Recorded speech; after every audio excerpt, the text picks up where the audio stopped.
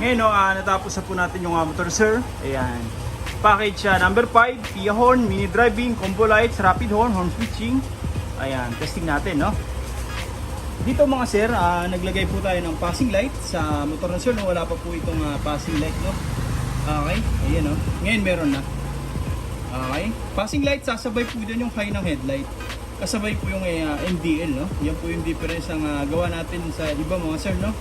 Usually pag nag-passing, MDL lang po yung mag-on. Dito sasabay po yung headlight. Okay, pero maganda dyan mga sir. Pwede pa rin tayo mag-high low ng headlight nang hindi po sumasabay yung mini driving. Sa mini driving, ganun din po, no? Pwede tayo mag-high low, hindi sasabay yung headlight. Pero pag nag-passing, sabay po yan. Ang purpose natin dyan mga sir, no? Kaya pinagsabay po natin. Para kung sakaling nag-high tayo ng headlight, may passing pa rin. Okay? Kung sakaling nag-high naman tayo ng MDL, may passing pa rin. Hindi tayo mawawalan, no? Magpapalit-palit sila. Pag naka-off lahat, automatic sabay po yan lahat. Okay? Yan. Kahit naka-on po lahat yan mga sir, no? Nag-passing, meron pa rin yan. Hindi tayo mawawalan ng passing light. Okay? Iyan, no? Sa busina, ganun din po yung setup natin, no?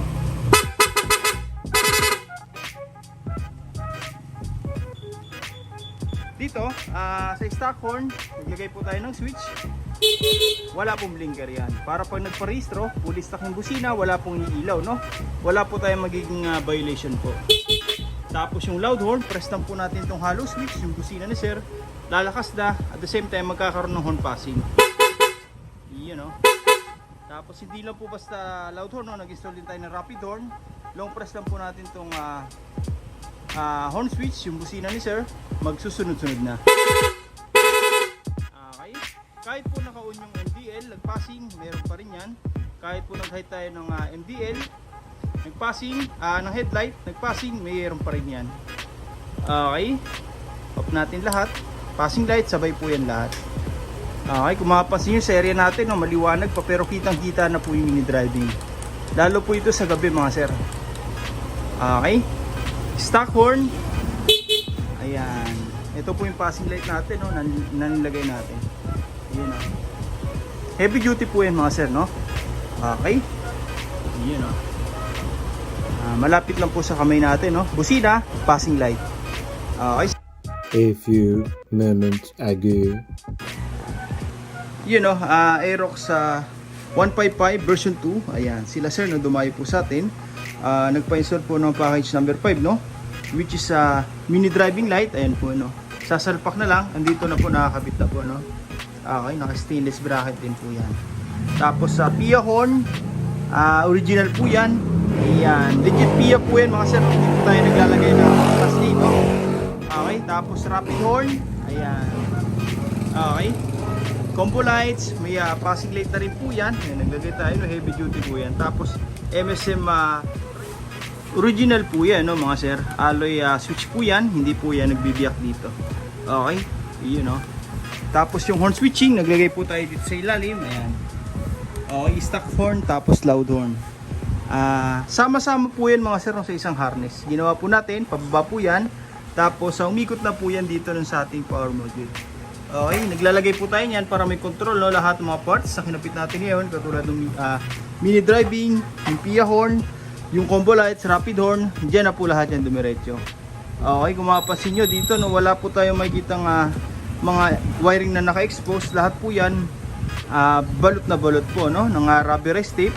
Ginagaya po natin yung Yamaha, no, talagang binabalot nila para walang mga wiring na naka-expose na pwede pong masugatan, mabasa tuwing umuulan. Ayan, magpa-motor wash man tayo, hindi po yan na papasukin ng tubig. Okay, pang outdoor use po talaga, no, talagang tatagal po yung wiring sa atin. Okay, sama-sama po yan sa isang harness. Ayan, malinis na malinis po, no. Lahat po ng ginamit natin dyan mga sir, no, pang automotive wire na po, katulad nito, no. Talagang pure copper, hindi po yan na nagpupulbos, no. Makakapal pa yung pagkahibla ng tanso. Okay, tapos sa power module, Denso po yan, made in Japan po, no. Okay, may mga customer tayo, 5 years na po yung ganyan nila, all goods pa rin. Kagandahan dyan, kahit tumagal po yung mga parts, kung sakali, no, magpalit man tayo, plug and play na po yan. Hugutin lang sa mga socket, Tapos hindi na po tayo gagalaw dito, no? Fix na po yan dyan, same features pa rin. Okay, kahit sa MDL, ganun din po. Plug and play. Magpalit man tayo ng ibang brand, swak na swak po yan. Ganun po tayo mag-wirings dito mga sir, no?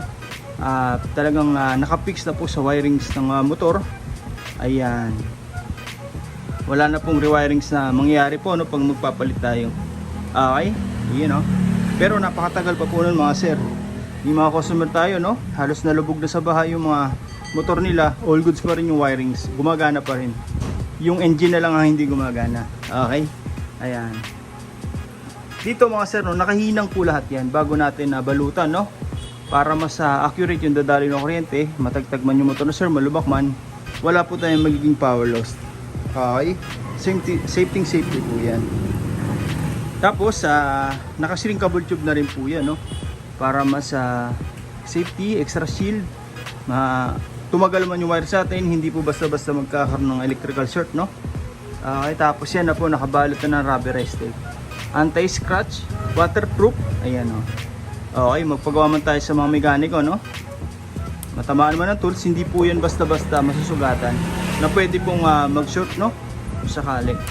Okay, iyan, no. Ngayon, kakabit na lang po natin yung MDL po, no, tapos testing yun natin. Okay, sa mga gusto pong magpagawa, no, direct message yun lang po, MJ Works. O kaya punta na lang po kayo dito sa shop, no. First come, first serve po tayo. Maraming salamat po.